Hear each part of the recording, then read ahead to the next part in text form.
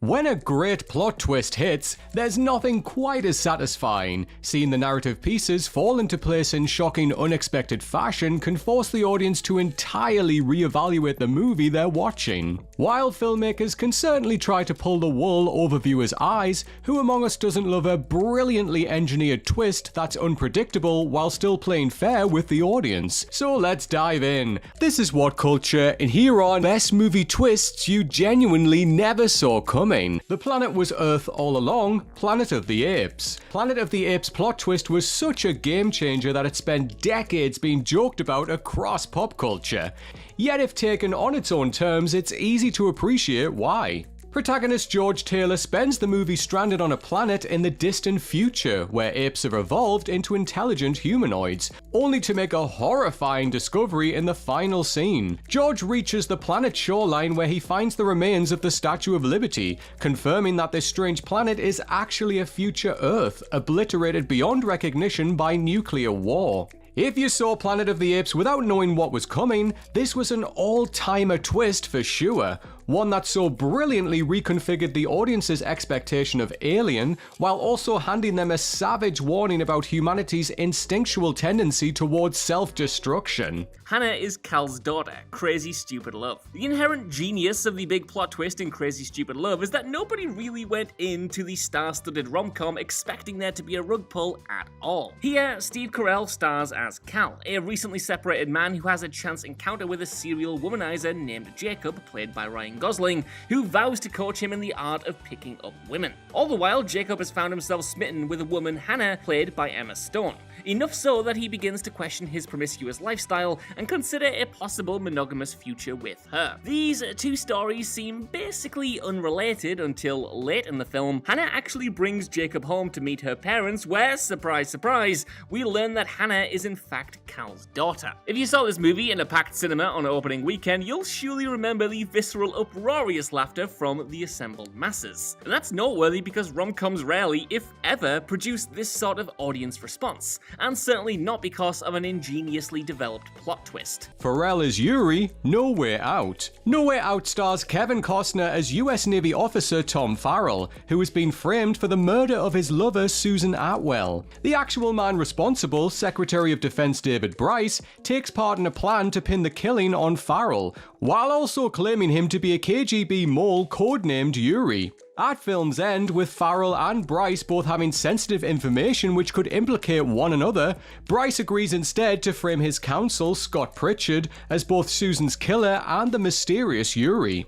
But with the matter seemingly resolved, the final scene reveals that Farrell actually was Yuri all along, an ultra-deep cover spy raised as American from childhood in order to infiltrate the US.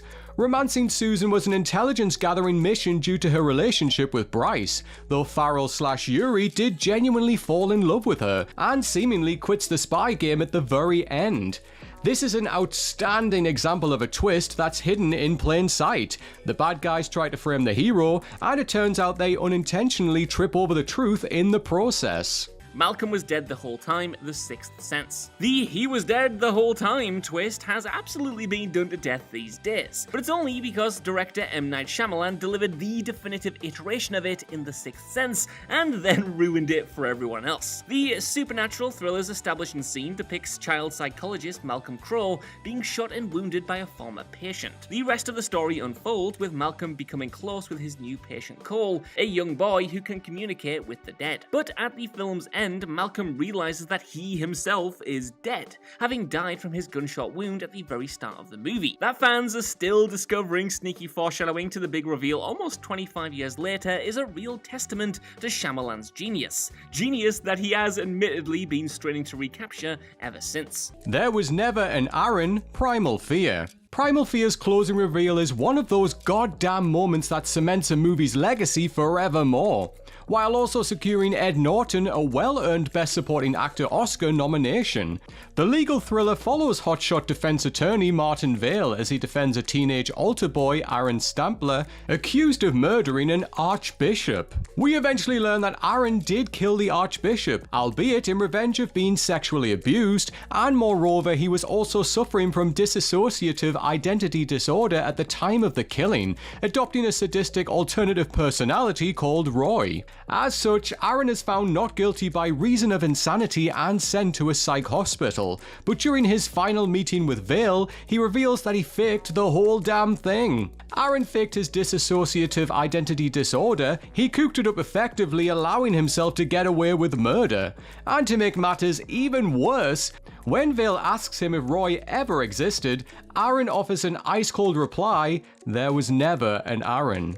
Aaron had been faking a shy guise for the entire movie, when the more violent, sociopathic Roy was his true persona the entire time. All a shell-shocked Vale can do is leave the courthouse in disbelief, and the audience can certainly relate. A man is secretly living in the underground bunker, Parasite. This twist is so damn shocking and brilliant that it even helped the movie win the Best Picture Oscar. Bong Joon-ho's Parasite begins with an impoverished family, the Kims, progressively insinuating themselves into the lives of wealthy family, the Parks, as each become deployed in a different position of hired help, e.g. the chauffeur, the housekeeper, and so on and so on. It is a terrific setup for a delicious black comedy about class inequality, but one that takes a supremely unexpectedly dark turn around the midpoint when the full grim truth is revealed. And that's because while the Parks are away on vacation, the Kims treat their fancy house as if it's their own, before the Parks' former housekeeper shows up insisting that she left something in the basement. She then reveals that the basement harbors a secret bunker where she stashed her husband,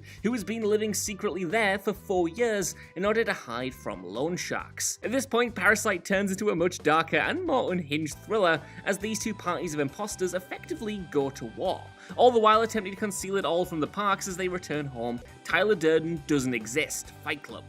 If anyone tells you that they saw Fight Club's earth-shattering plot twist coming, well, don't believe them. David Fincher's surreal drama of course revolves around an unnamed narrator protagonist played by Edward Norton, a disaffected white-collar worker whose life is turned upside down by his new acquaintance, a mysterious soap salesman named Tyler Durden. And so the pair form an underground fight club to vent their frustrations with the modern world, but as the movement grows, it mutates into a sprawling terrorist organization far beyond the control of our so-called hero. Ultimately, it's revealed that Tyler's plan is to destroy a series of buildings containing credit card data, effectively resetting the debt record and annihilating one of the key tenets of modern capitalism as we know it. Yet, Fincher's film is quite ingeniously so bizarre, hilarious, visually stunning, and well acted enough as to distract from the big twist hiding in plain sight, that being, of course, that Tyler doesn't actually exist. Literally, countless films have ripped off this twist in the near 25 years since, but every single one pales in comparison to the flabbergasting brilliance of Fight Club's big reveal.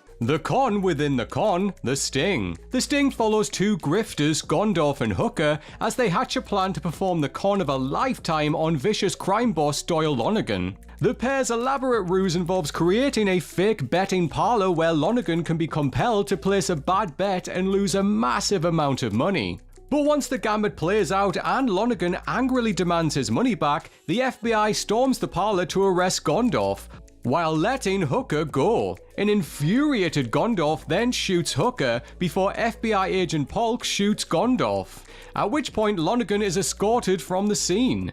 Once they've gone, however, Gondorf and Hooker reveal they're absolutely fine. The shootings were staged, and Agent Polk is actually a con man working with the duo to ensure both Lonergan and the real authorities think the duo are dead. And like that, Lonergan never returns for his money, entirely unaware that he just got robbed by two men he believes are dead. Incredible. Norman Bates is the killer. Psycho. From one classic to another, while there's admittedly a fair chance that you know the twist in Alfred Hitchcock's Psycho whether you've seen the movie or not today, that speaks more to how utterly unexpected it is to the blissfully unaware. See, Hitchcock's thriller is centered around the shocking demise of Marion Crane, who is stabbed to death in the shower at the Bates Motel by a figure implied to be Norma Bates, the mentally deranged mother of the motel's owner Norman. Eventually though, we learn that Norma died years prior, with her mummified corpse being found in the motel cellar, before we then see that that Norman has been committing the murders himself while dressed up as his own Mammy Dearest. As well known as the twist is today, it still leaves a bruising impact, and one can scarcely begin to imagine what audiences thought of it over 60 years ago. Vulture is Liz's dad, Spider-Man: Homecoming. The Marvel Cinematic Universe isn't exactly known for its jaw-dropping plot twists, which is perhaps partly why Spider-Man: Homecoming's big reveal managed to catch so many viewers off guard. At the end of the film's second act, Peter Parker is preparing to take Liz to the school homecoming dance, but when he knocks on the front door, he's greeted with none other than the movie's primary villain, Adrian Toomes. Yes, it turns out that Peter's antagonist also happens to be the father of his love interest, a fact which director John Watts managed to brilliantly hide in plain sight. And so when Toomes opens the door and greets Peter, it's a legitimately butt-puckering moment for both Peter and the audience. To date, it remains one of the MCU's best executed plot twists, and much of its success lies in its sheer simplicity.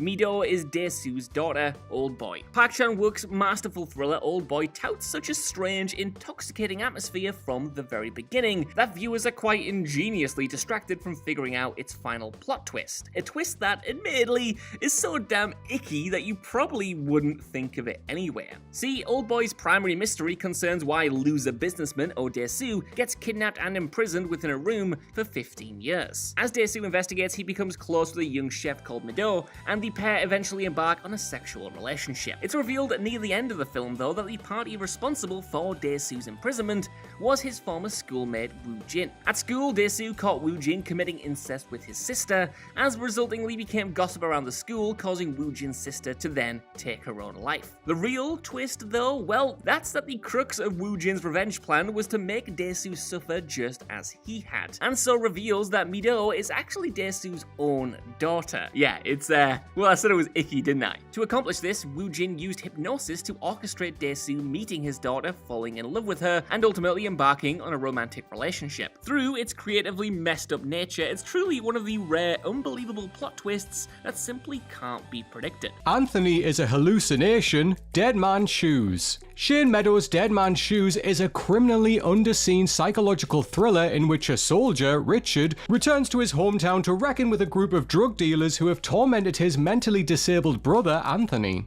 Near the end of the movie, we learn the nauseating truth. Anthony committed suicide following the group's abuse, and Richard has actually been seeing hallucinations of his late brother throughout the movie. It completely changes the temperature of the story and the nature of Richard's revenge spree, ensuring most viewers will want to immediately rewatch the film with this new knowledge that Richard isn't really being accompanied by his brother on his quest. These twists are incredibly tough to pull off in a post-Sixth Sense world, yet Dead Man's Shoes is a rare example of one that makes it work, even with a few generous clues being dangled in front of us, like Anthony wearing the same clothes in flashbacks. Jigsaw was in the bathroom all along.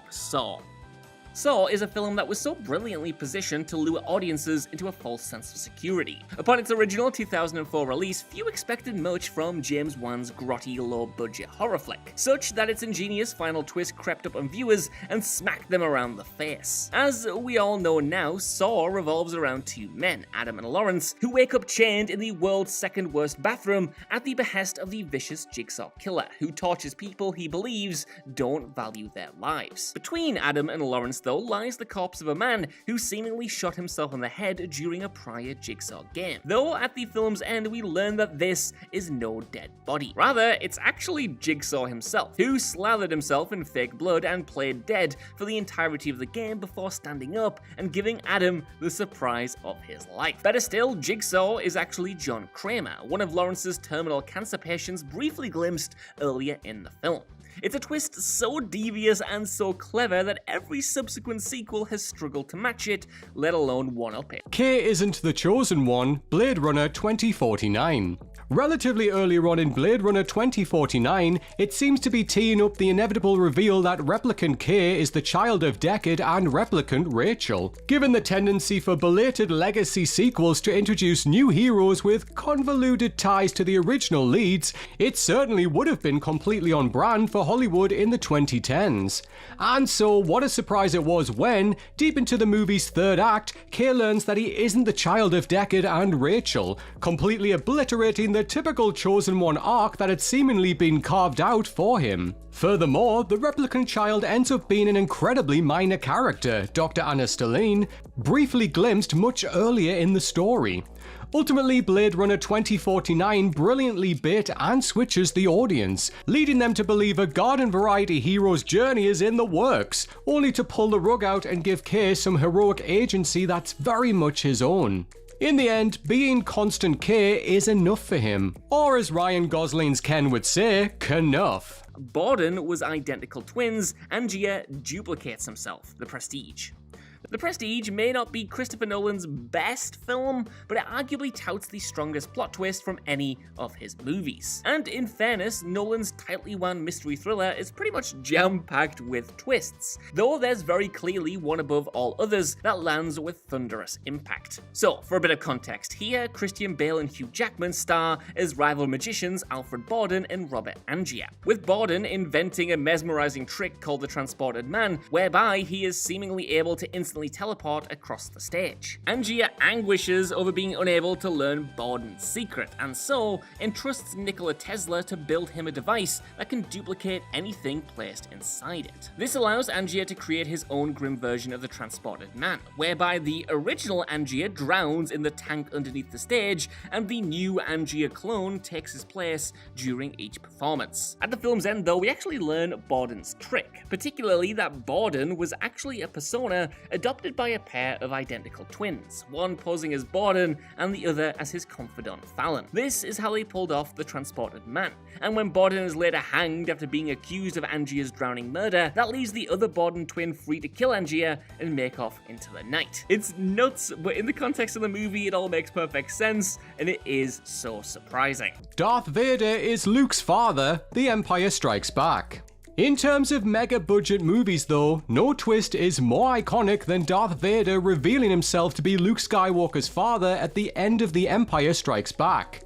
It was a perfect what the actual revelation on which to conclude the middle chapter of the original Star Wars trilogy, leaving fans with plenty to think about ahead of Return of the Jedi's release, and damn near ensuring they'd be back to see how it all played out. Though parentage twists are decidedly more common nowadays, they've never been more earth-shattering than in this movie, creating a devastating link between the hero and villain which went on to define the franchise for 4 decades. That is, unless you happen to read a 1978 newspaper interview with David Prowse in which he inadvertently spoiled it a whole 2 years before the movie came out. Thankfully, this being the pre-internet age, his slippery tongue didn't quite have the same reach. The flashbacks are actually visions of the future, Arrival. Denis Villeneuve's masterful sci-fi drama Arrival begins with a devastating montage chronicling linguist Louise Banks raising her young daughter who dies at just 12 years of age due to an incurable illness. The visual language of this scene suggests that this tragedy unfolded before the movie's alien invasion story. But as we learn near the end, that's not the case at all. While interacting with the aliens, or heptapods, Louise begins to learn their strange language, and is told by one of the heptapods that they offer a weapon to help humanity. Louise realizes that the alien weapon they speak of is actually language itself, which allows those who learn it to change their brain's linear perception of time. And so it's revealed that Louise's flashbacks of her late daughter aren't memories at all, they're actually premonitions of the future to come. With that, Louise comes to appreciate the heartbreaking agony that, despite knowing her daughter's doomed fate, she will still conceive her regardless with her new love interest Ian, and that Ian will eventually leave her after finding out that she knew it would go down this way. It's one of cinema's all-time greatest noodle-baking depictions of determinism, while cleverly toying with how we as viewers understand the visual vocabulary of film. Humanity suddenly defeats the monsters, the Mist. Frank Darabont's The Mist delivers one of the all-time most brutal final gut punches in cinema history. And considering it took a sharp left turn from Stephen King's original novella, not even fans of the source material saw this one coming. Here, protagonist David Drayton leads a small group of survivors attempting to escape the interdimensional Lovecraftian monsters that have materialized in the town of Bridgeton, Maine. At film's end, David and 3 other adult survivors enter a suicide pact after driving past a gigantic skyscraper-sized monster that understandably resigns them to believing that humanity has lost. And so, in a deeply harrowing scene, David shoots not only the adult survivors in the car, but also his very own young son, in an attempt to spare him the horror of being killed by the monsters. With no bullet left for himself though, David walks out into the mist to be devoured by the monsters, just as a tank rolls through the mist, revealing that the army has now taken control of the situation and actually pushed the creatures back. Though audiences probably expected that humanity would eventually prevail over the monsters, they surely didn't expect it to be framed in quite such bleak, soul-crushing fashion.